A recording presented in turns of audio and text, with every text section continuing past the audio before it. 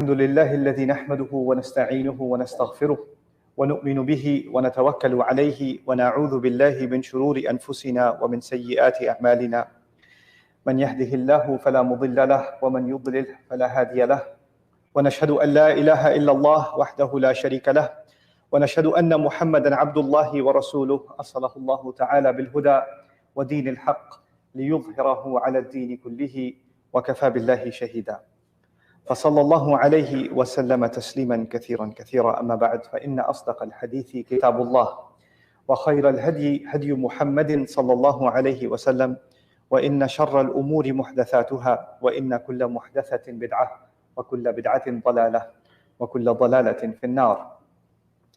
قال الله عز وجل في كتابه الكريم بعد أن أقول أعوذ بالله من الشيطان الرجيم: وما هذه الحياة الدنيا إلا لهو ولعب وإن الدار الآخرة لهي الحيوان لو كانوا يعلمون. اللهم اجعلنا من العالمين. رب اشرح لي صدري ويسر لي أمري واحلل عقدة من لساني يفقه قولي. اللهم ثبتنا عند الموت بلا إله إلا الله. اللهم اجعلنا من الذين آمنوا وعملوا الصالحات وتواصوا بالحق وتواصوا بالصبر. آمين يا رب العالمين. Today's khutbah is about an ayah that belongs to Surah Al-Ankabut. Similar ayat occur in other places in the Quran. Sometimes in the Quran, Allah will give us a comparison between this life that we have, these few years that we have to spend on this earth above the ground, and something that we can observe. Like, to understand life itself, He'll give us a comparison. Sometimes He'll compare it to rain and the growth of a plant. Other times He'll compare it to other things to give us some perspective. This is one of those ayat. But what's interesting about this ayah is Allah did not compare life to something. He almost made it equal to something. This is, in the Arabic language, this is called at-tashbih al-baligh. And what that is in simple language is, you see an athlete and you say, this guy is like a lion.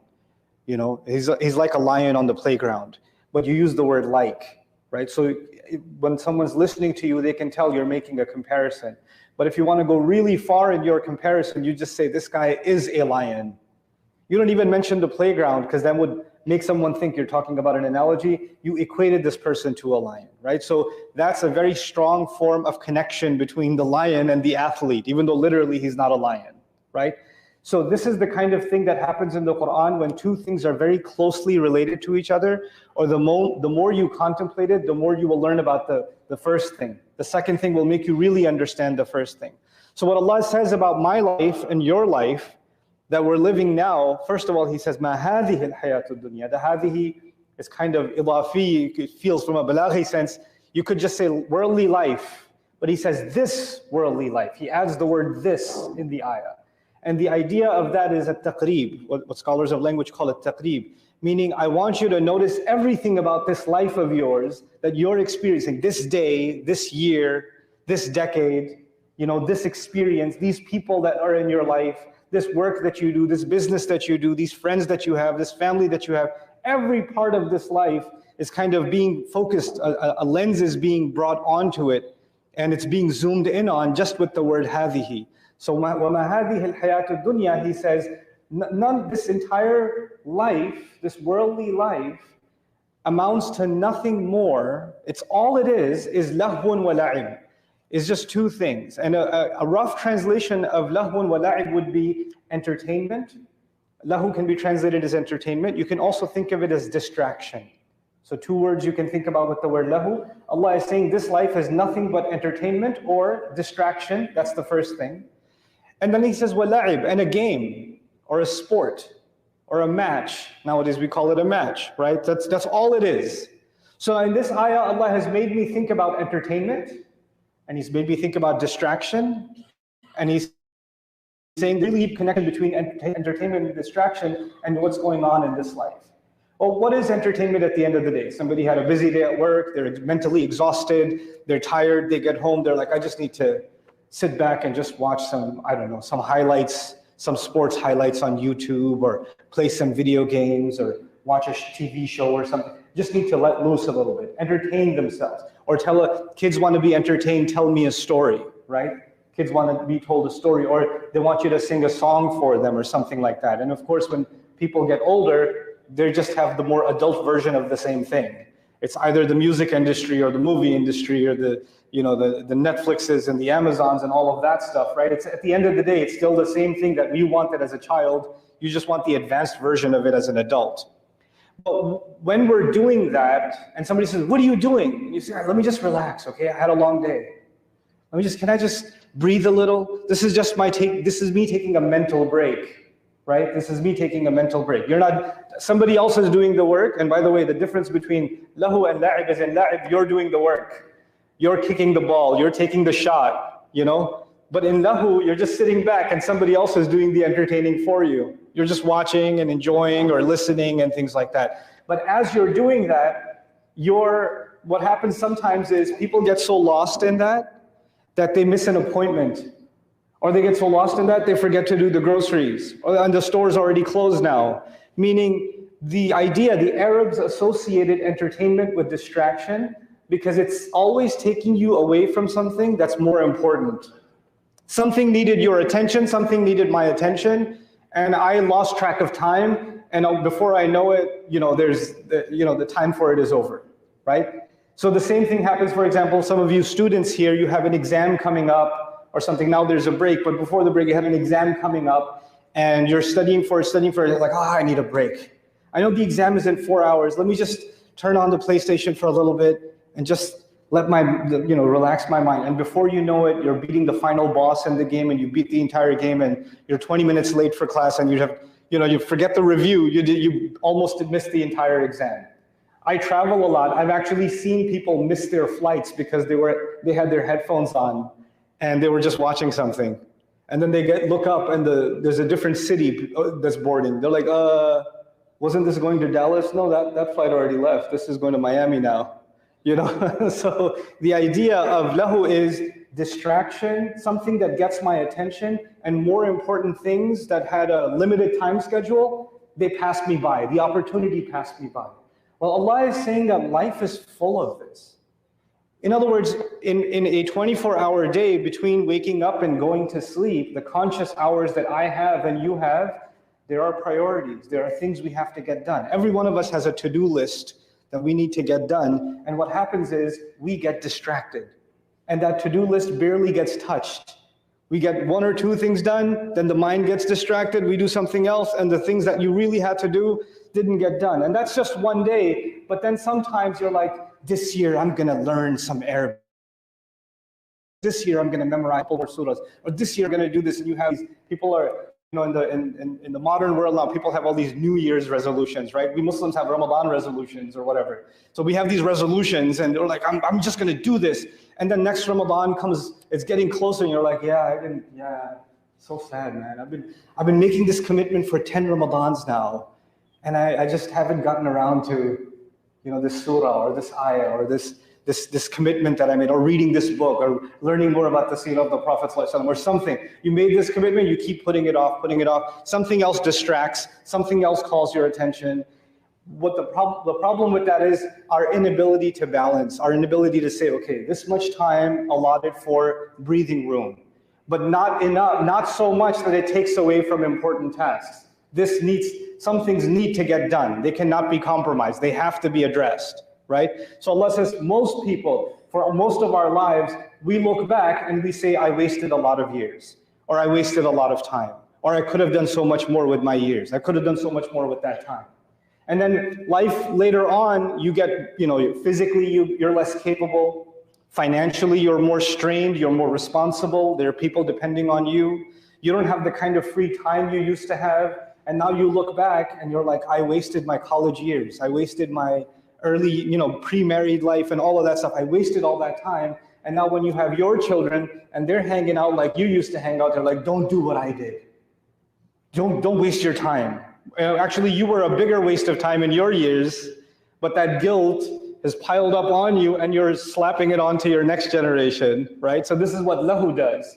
But more interestingly, Allah didn't just compare this life to lahu. He also compared it to la'ib, to sport, to games, to a match. That's a really interesting comparison, because A match is about competition. You're trying to defeat an opponent. You're literally inside of that, if it's a basketball court or it's a football field, right? Or it's a soccer field or something, you're at war with your opponent for those 90 minutes or for those 4 quarters, or for that, in that time, the only focus you have is, I have to defeat this enemy. That's all we have to do. We have to crush this enemy, right? So our life is actually filled with a number of matches. You have a challenge in front of you and you're going at it. You're focused on it. And while that match is happening, nothing else matters. This is all that matters. But the thing with that is, both teams, especially when things get very serious, both teams have athletes that have prepared their entire life to be able to play that match.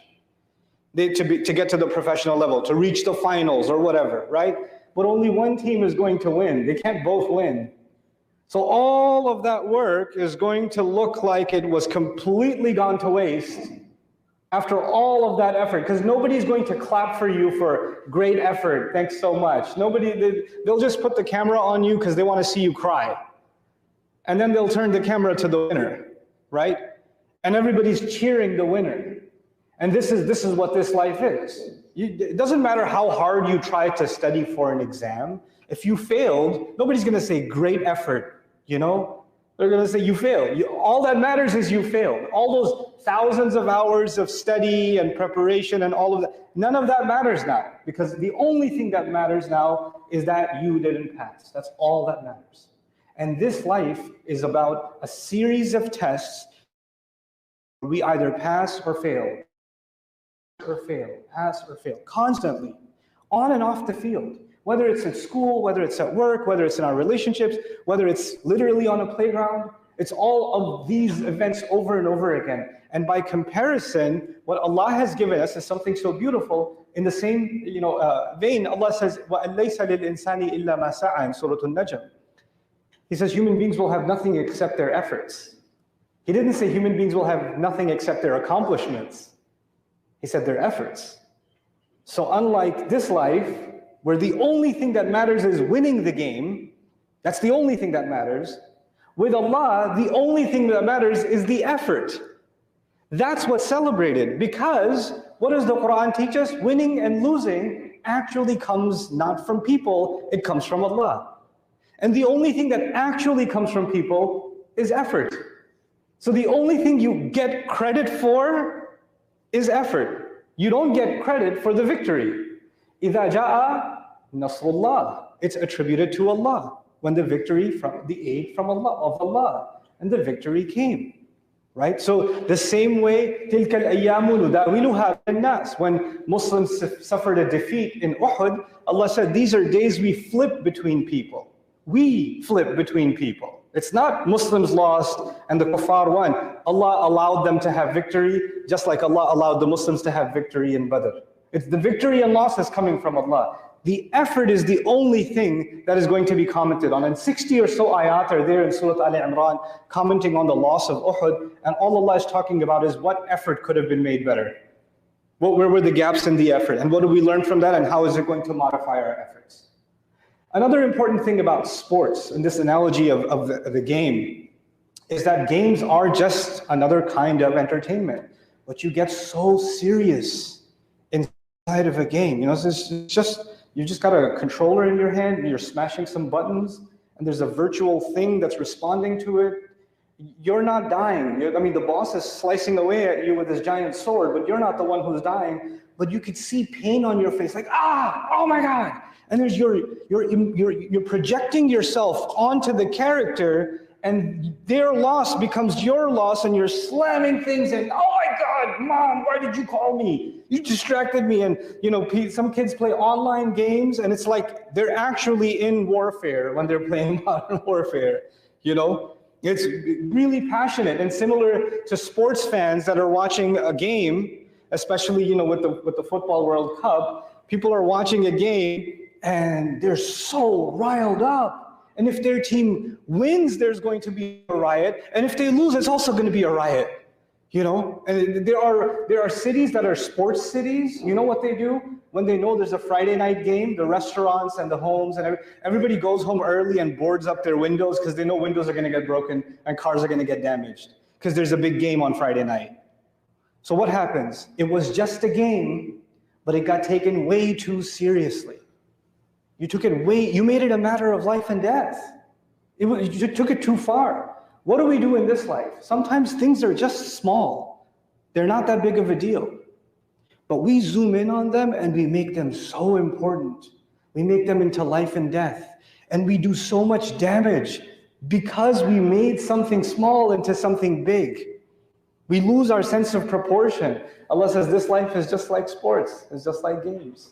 So there's a sense of proportion, and something remarkable that we learn from this analogy of Allah comparing life to sports is that in a match, like I said, one team can win, one team can lose, right? Or it's even a singles, like a tennis match or something. One athlete is going to win, one athlete is going to lose. Fine. This athlete has a championship cup in their hands. They get the applause. They won the match. They're the winner. But it could be true that in their personal life, they're losing in their marriage, they're losing with their kids, they're losing with their parents, they're losing to depression, they're losing all these other matches, but the only match they won is the one on the field. And it could be the guy that lost really badly is winning in every other match. One coach I was talking to, because I was trying to understand this ayah and contemplate it better, so I spoke to some coaches, some sports coaches. And one of them told me that in my career, coaching for 30, 40 years now, some of the biggest losers I ever met are winners. And some of the biggest winners I ever met are losers. It's remarkable. In other words, Allah is telling us something incredible about life. It looks like someone's winning. It looks like they have money, they got fame, they have looks, they have popularity, they have everything they have charm, they have everything you want. If I had that, life would be good. But actually, that's just one box. And outside of that box, they may be the biggest loser. Some of you might not know that Abu Lahab, for example, which everybody knows, Abu Lahab is like one of the ultimate villains in the seerah of the Prophet ﷺ, was a really good-looking, charming man. They were the celebrity couple. You know, he was actually, he was colored hair, tall, brilliant skin tone. People used to compare, to talk about his physical beauty and things like that. And Hind was considered a beautiful woman. These were the winners of that society by any standard. If you don't look at the Quran and you look at ancient Egypt, people still go there to take pictures at the marvel of what that civilization created. The pharaohs were winners in the world. They left their mark on the world. And we know from Quran's point of view, they're some of the biggest losers in history, if not the biggest losers in history, right? So the idea is that concept is still alive today. Just because someone is winning in one arena doesn't make them a winner. And just because you're losing in one arena doesn't make you a loser. That stamp doesn't stay on you. And if you look at real athletes, after they lose a game, they don't call themselves a loser. They're like, I'm going to train harder next year and I'm going to come back again. And I'm going to come back again. Meaning a loss to them is just learning. That's all it is. I learned what we did wrong. They analyze. Because if athletes, the ones that do play sports, if they started listening to the commentaries of their fans, they listen to everybody's criticism and commentary. And if they took that defeat to heart, they would not be athletes anymore. You can't. It's not just about physical toughness. You have to have a mental toughness to be able to be good at something. In this life, Allah created this requirement of sabr. If you're going to do anything in life, you have to be ready for mostly defeat. Mostly we're going to lose. And there are going to be pockets of victory. You can't win every time. In fact, you can't win most of the time. Most of the battles in our life are challenges. لَقَدْ خَلَقْنَا الْإِنسَانَ فِي كَبَدٍ. An overwhelming burden did Allah create the human being. Finally, going back to lahu, something interesting that some of our scholars have said, contemplating on this ayah, is very beautiful. One of the ancient ways that people used to entertain each other is they used to perform plays. So in the ancient Chinese civilization, Arab civilization, others, they used to have like even puppet shows, or somebody would dress up like the king and the other one would dress up like the Joker, or two warriors, they pretend to be warriors and they've got like these wooden swords and they're pretending to die, and somebody throws leaves up to make it look like it's blood and stuff, and people are like, they get really into it. This were ancient special effects, by the way. This was ancient CGI. But now it's a modern version of the same thing, isn't it? What we're doing is we're watching a story. But at the end of that play, the king wasn't a king. And the beggar wasn't a beggar. And the victim wasn't a victim. And the killer wasn't a killer. A lot of actors that play villains and serial killers and things like that, they have a hard time because people start cursing them out when they go to grocery stores. Like, murderer! No, that was just a show. That's not the real me. I'm actually a nice guy. But people get they look at this role this person is playing, and they assume this is who they really are, you understand? In this life, Allah has given people different roles. Some people are presidents of countries. Some people are generals of a military. Some people are billionaires. Some people are athletes. Some people are popular. Some people are nobody. Nobody knows them. They're not famous. They're nothing. But you know what? This life is like a play on a stage. And one day the curtains are going to pull and the costumes will come off. وَتَرَكْتُمْ مَا خَوَّلْنَاكُمْ, Allah says. You've left behind all the wrappings I put on you. And then the king might be a beggar on Judgment Day, and the beggar might be a king on Judgment Day, because this was just a facade. This was just a distraction from the reality of things. وَمَا الْحَيَاةُ الدُّنْيَا إِلَّا لَهْوٌ وَلَعِبٌ وَإِنَّ الدَّارَ الْآخِرَةَ لَهِيَ الْحَيَوَانُ لَوْ كَانُوا يَعْلَمُونَ. And the final life, that is actually the ultimate life, had they any knowledge. If only they had known. We have to become people that, contemplate Allah's book and look at our life in that way, so that when you see someone succeeding, instead of becoming like, why can't I have that? Why can't I do it? It may be that they look like they're succeeding. And maybe you not having that is a gift from Allah to you. That may be the case. That Allah wants you to not fail in the way that they might be failing. So don't fall into that facade. Don't look at something on the outside and assume this is what success looks like. This is the powerful message that this ayah has given us, and boy, are we in need of this message today. Because we are now in the age of filtered, fake presentation of self. And everybody, the new currency is no longer money. The new currency is social media following and interaction. And in order to stay relevant, you have to keep putting things up that make you interesting, or make people want to hear what you have to say, or make, just entertain the world and entertain the world. And so you're becoming the puppet, and the public has become your puppeteer. These people you've never met, they're your puppeteer. Oh my God, I got to post a new video. The engagement is going down. Oh, I got to do this, otherwise I'm not going to get the following. Now the algorithm has become a new god, because we got to follow the algorithm if we're going to have growth, subhanAllah.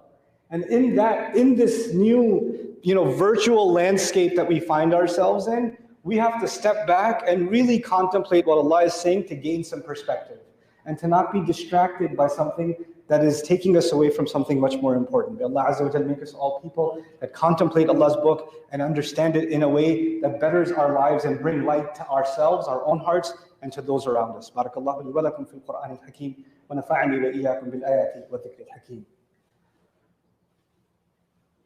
Alhamdulillah wa kafa wa salatu wa salamu ala ibadihi alladhina istafa, khususan ala afdalihim wa khatamin nabiyyin, محمد الأمين وعلى آله وصحبه أجمعين. قال الله عز وجل في كتابه الكريم بعد أن أقول أعوذ بالله من الشيطان الرجيم إن الله وملائكته يصلون على النبي يا أيها الذين آمنوا صلوا عليه وسلموا تسليما. اللهم صل على محمد وعلى آل محمد كما صليت على إبراهيم وعلى آل إبراهيم في العالمين إنك حميد مجيد. اللهم بارك على محمد وعلى آل محمد كما باركت على إبراهيم وعلى آل إبراهيم في العالمين إنك حميد مجيد. عباد الله رحمكم الله، اتقوا الله. إن الله يأمر بالعدل والإحسان وإيتاء ذي القربى وينهى عن الفحشاء والمنكر ولذكر الله أكبر والله يعلم ما تصنعون. أقم الصلاة إن الصلاة كانت على المؤمنين كتابا موقوتا.